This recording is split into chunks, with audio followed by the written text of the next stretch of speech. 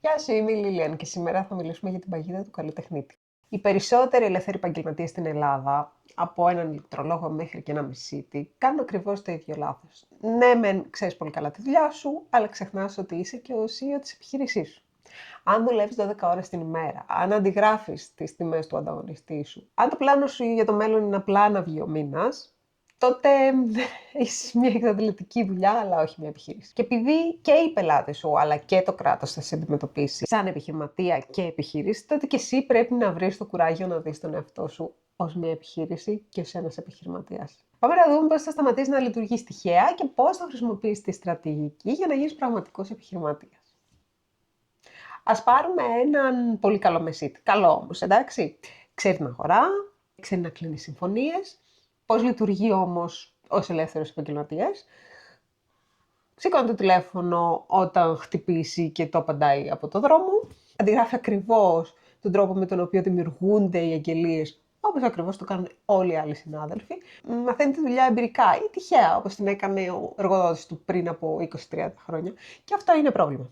Η αγορά του 2026 δεν λειτουργεί με τους κανόνες του 2000. Ο πελάτης είναι ενημερωμένος, ο ανταγωνισμός είναι ψηφιακός και οι προσδοκίες για καλή εξυπηρέτηση πελατών είναι στο Θεό.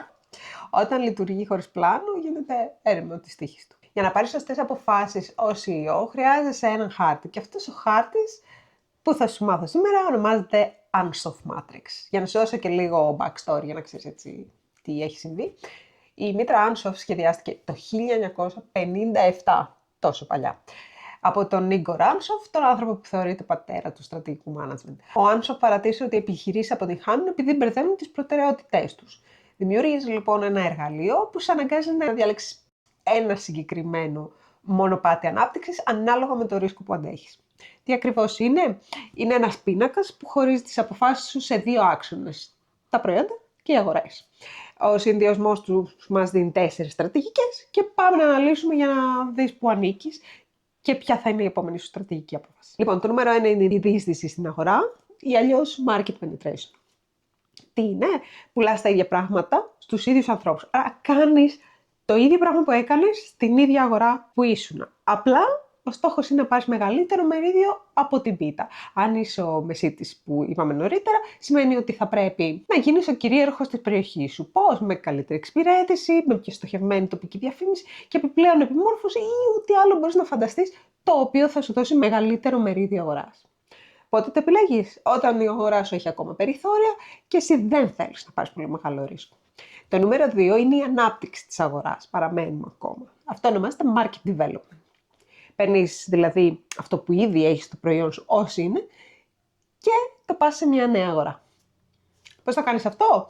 Στην περίπτωση του μεσίτη, που μέχρι τώρα δούλευε μόνο με οικογένειες, εγχώρους, αγοραστές, αποφασίσει πλέον να στοχεύσει ξένους επενδυτές λόγω των γεωπολιτικών εξελίξεων αυτή τη στιγμή, κάτι άλλο.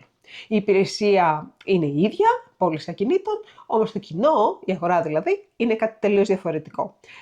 Πότε το επιλέγουμε αυτό? Όταν νιώθουμε ότι η τωρινή αγορά είναι σε κορεσμό ή ότι σε πνίγει, έχει τελματώσει. Η τρίτη στρατηγική που μπορείς να επιλέξεις είναι η ανάπτυξη προϊόντος.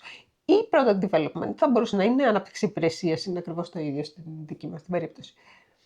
Δημιουργείς δηλαδή ένα νέο προϊόν, μια νέα υπηρεσία για τους υπάρχοντες πελάτες σου. Στην περίπτωση του μεσίτη, για να μην σας μπερδεύω, προσφέρει επιπλέον υπηρεσίες διαχείρισης ακινήτων, property management, δηλαδή έχεις τον πελάτη, του πουλήσεις στο σπίτι, επιπλέον υπηρεσία, property management, για τη διαχείριση και την μίσθωσή τους στη βραχυχρόνια ή συμβουλευτική ανακαίνιση. Οτιδήποτε άλλο είναι complementary ή είναι ένα καινούριο προϊόν που μπορεί να ταιριάξει στους πελάτες σου. Δηλαδή έχεις τώρα την εμπιστοσύνη του πελάτη και του λύνεις ακόμη ένα πρόβλημα, γιατί τον έχεις, είναι φίλος σου, σε εμπιστεύεται.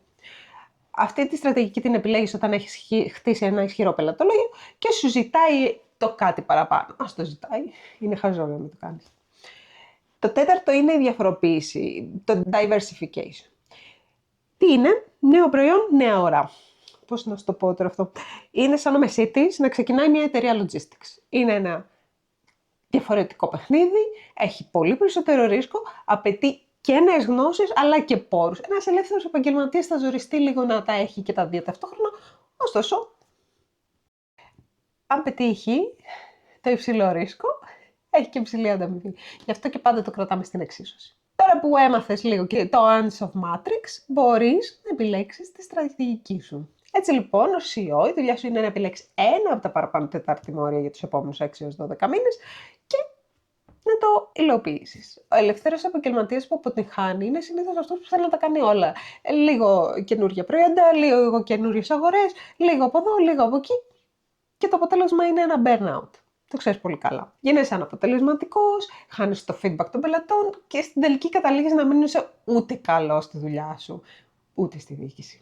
Η γνώση της δουλειάς σου είναι η βάση, αλλά με τη βοήθεια των εργαλείων διαχείρισης και στρατηγικών αποφάσεων, όπως το Ants of Matrix και άλλα που θα βρεις στα βίντεο που έχουμε εδώ στο κανάλι, θα μπορέσεις να βοηθηθείς και να ξεκολλήσεις από το επίπεδο του μάστορα που περιμένει στην τύχη να συμβεί κάτι καλό.